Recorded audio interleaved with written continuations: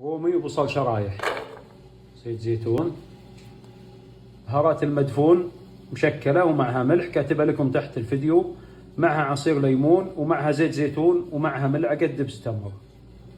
هذا دجاج مزينينه بالبراين. الآن نتبله من هنا ونحط جهة اللحم تحت والعظم فوق. الآن نحط الخضار اللي نحب ونوزع عليه باقي التتبيلة. رز بشاور مشخول مستوي 80%. خليه على نار عالية 5 دقائق وبعدين 50 دقيقة على نار هادية جدا.